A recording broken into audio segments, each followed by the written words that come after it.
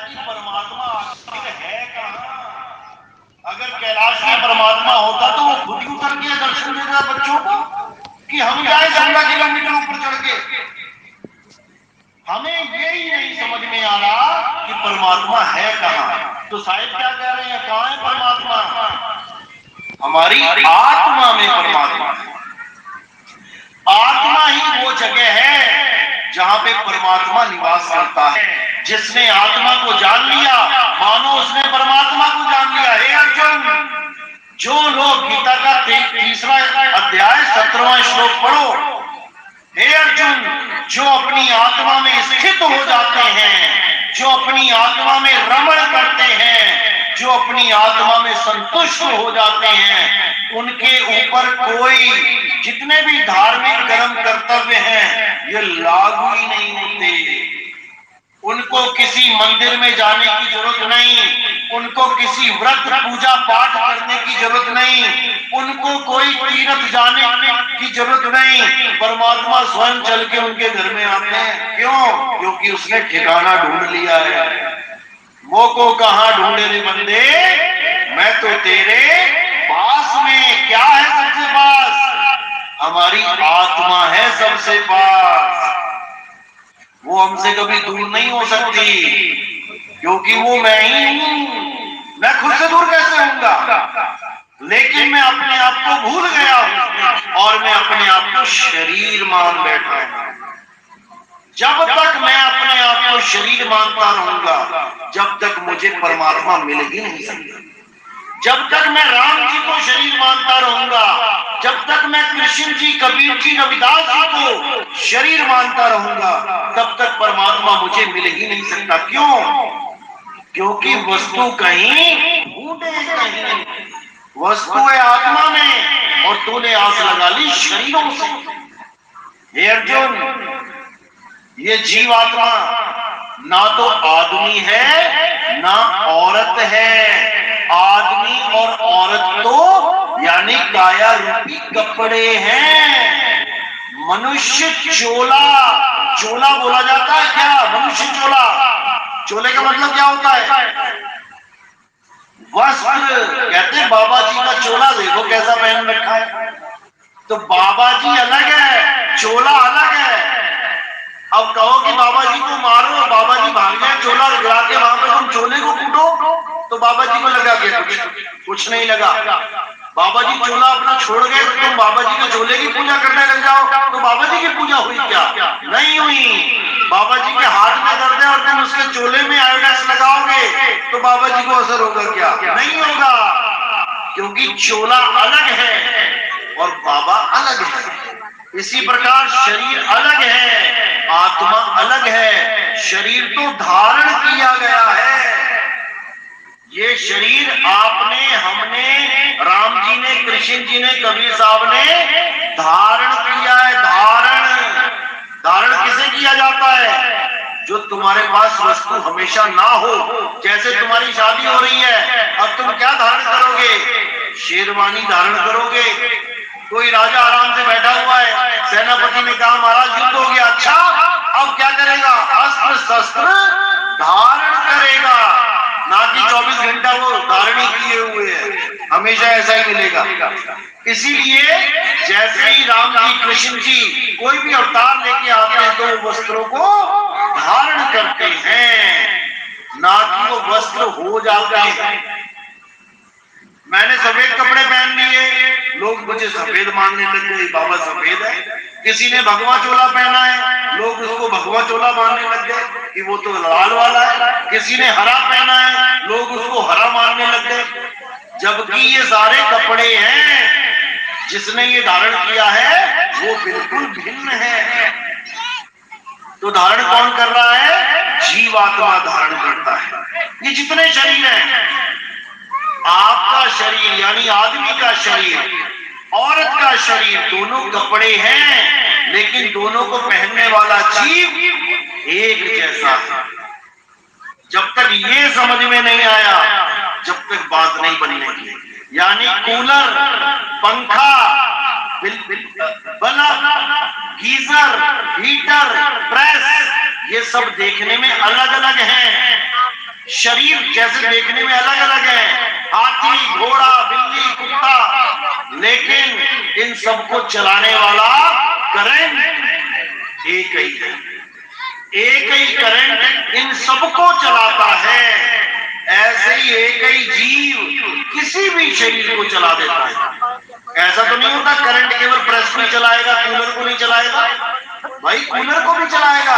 अगर प्रेस से गर्मी मिल रही है करंट के द्वारा तो कूलर से ठंडक मिलेगी, एसी से बिल्कुल बहुत बढ़िया ठंडक मिल जाएगी, रेफ्रिजरेटर से तो बर्फ ही मिल जाएगी। किससे मिली? एक ही करंट से। इसी प्रकार एक ही जीव चाहे तो चूहे का शरीर चला ले, चाहे बिल्ली का चला ले, चाहे कुत्ते का, हाथी का, घोड़ी का, यही शरीर चलाते चलाते चलाते अब जाके इंसान का शरीर मिला है। अब इसको चला रहा है। गलती कहां कर दी कि अपने आप को ना इसने कभी कुत्ता समझा, बिल्ली समझा, हाथी समझा, घोड़ा समझा।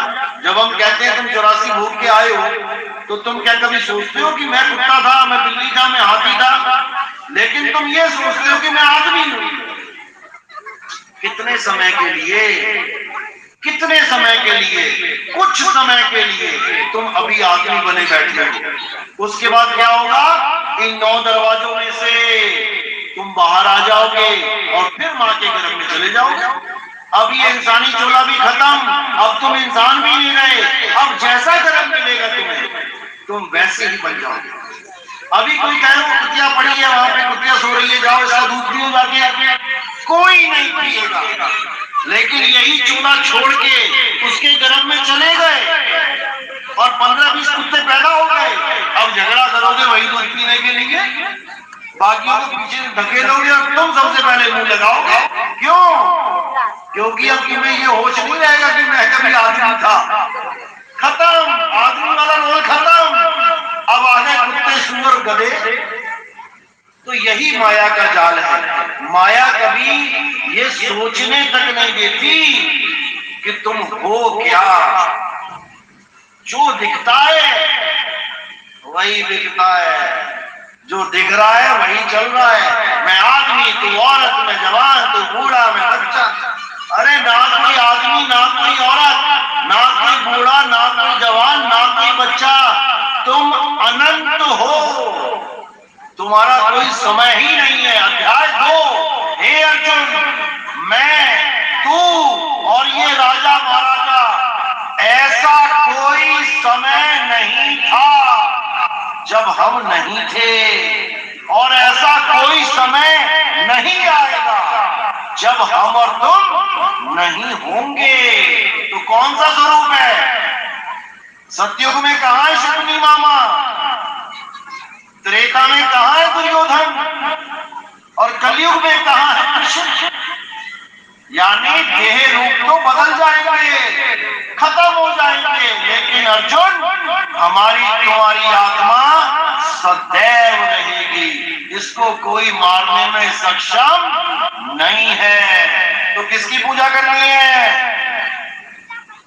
जो मर जाता है या जो अमर है?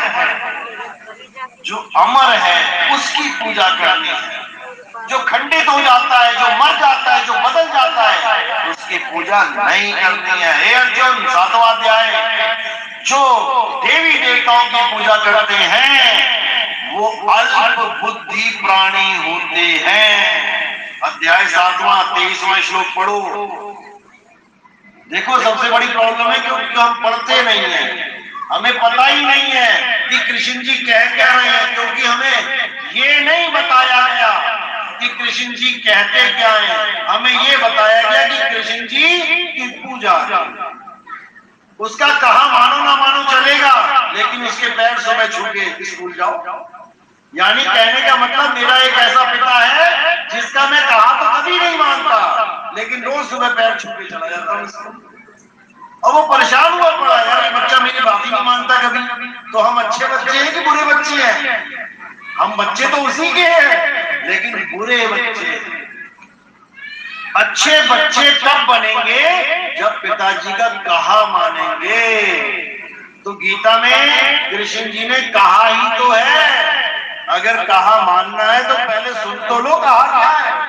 पढ़ तो लो कहा क्या है। लेकिन किसी ने कुछ पढ़ा नहीं, बस सुबह उठ के माथा टेका और फॉर्मेलिटी पूरी करी, चलो जरा।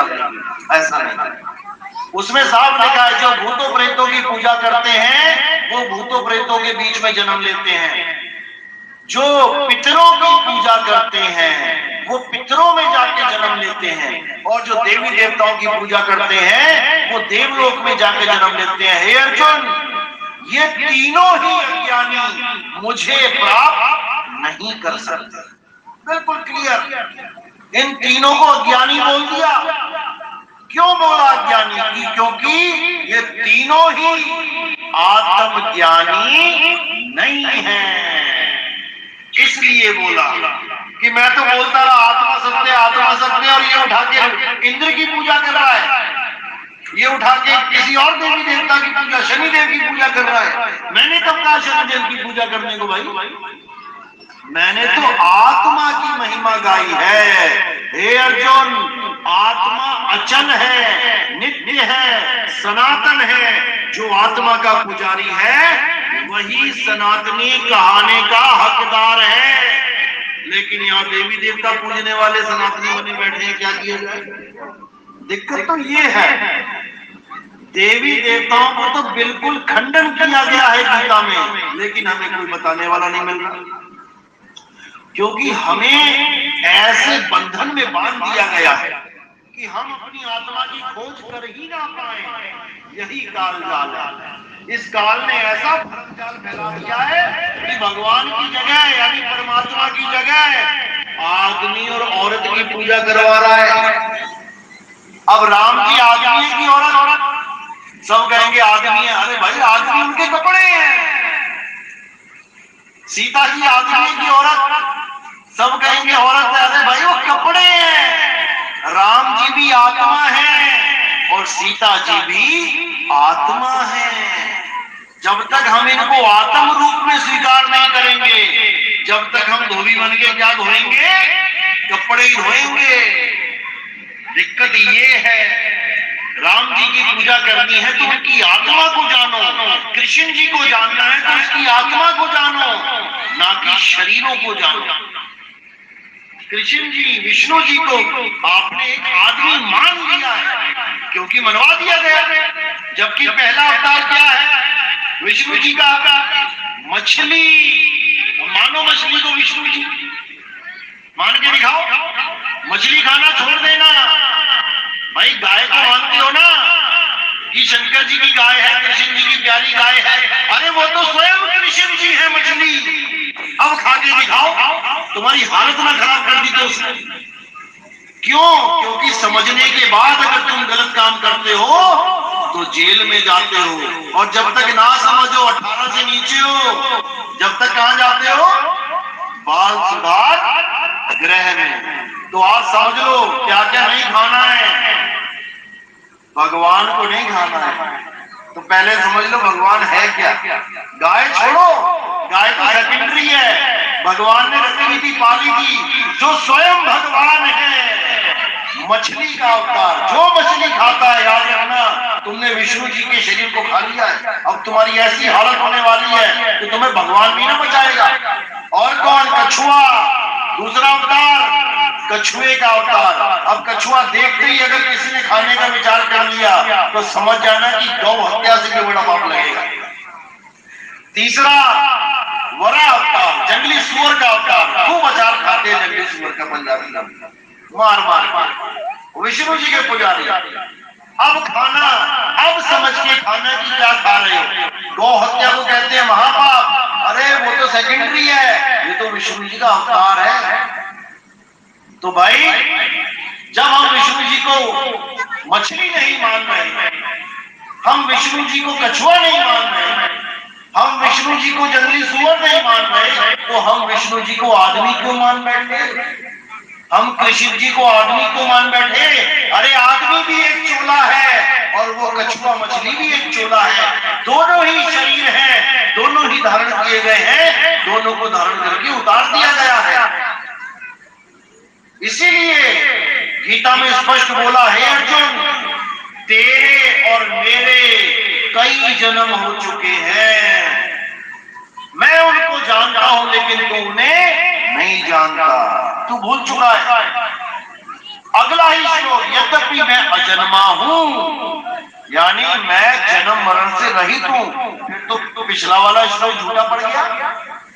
एक श्लोक में बोला तेरे मेरे कई जन्म हो लिए, और अगले श्लोक में कह रहे हैं मेरा कोई जन्म ही नहीं होता, मैं तो अजन्मा हूं।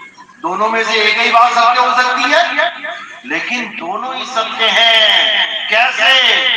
तेरे मेरे कई जन्म हो चुके हैं, किसके?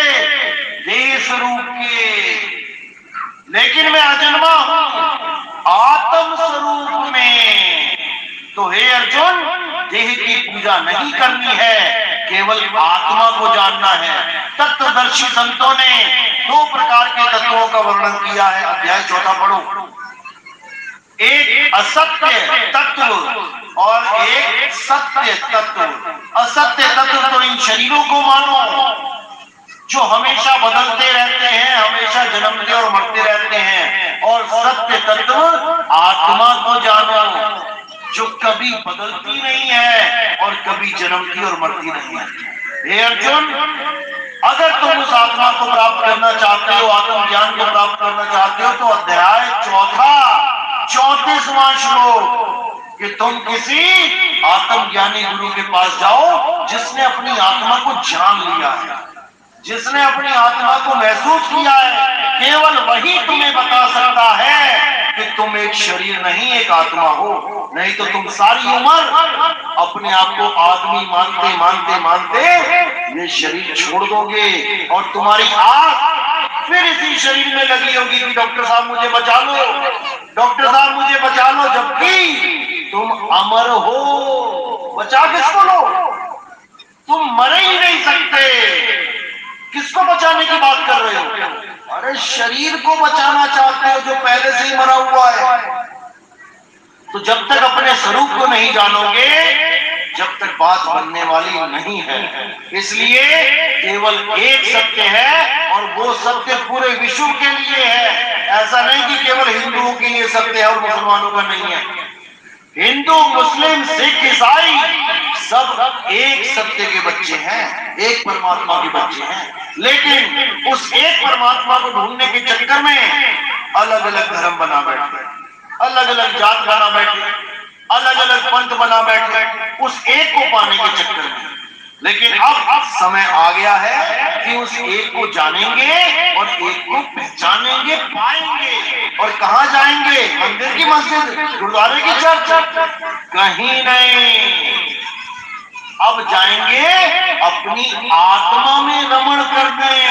हे अर्जुन, जो अपनी आत्मा में रमण करते हैं वही स्थित प्रज्ञ कहलाते हैं, और स्थित प्रज्ञ जो हो जाते हैं परमात्मा उनके हृदय में वास करता है, यानी उनकी आत्मा में वास करता है। अब उन्हें कहीं बाहर जाने की जरूरत नहीं है। तो अब क्या समझ में आया? शरीर सत्य है कि आत्मा सत्य है? शरीर सत्य है, ये किसको लग रहा है? हाथ खड़ा करो। जो शरीर सत्य है, शरीर सत्य है, आत्मा सत्य है, ये किसको लग रहा है? हाथ खड़े करो। सारे विवेकी लगे हुए। बहुत अच्छी बात है, यही विवेक होता है। ये विवेक केवल इस 1 घंटे तक ही ना रहे कहीं, उसके बाद दोबारा वही कपड़े धोने चले गए। कब तक सत्य को पूजना है? थोड़ी देर तक कि हमेशा? हमेशा। और असत्य की पूजा कितनी देर करनी है? करनी ही नहीं है, करनी ही नहीं है। तो अगली बार जब शरीर के सामने खड़े होकर अगरबत्ती लगाओगे तो नितिन दास की ये बात याद रखना कि शरीर की पूजा नहीं करनी है। चलो, प्रथम दीक्षा वाले कौन है? हाथ खड़े करो।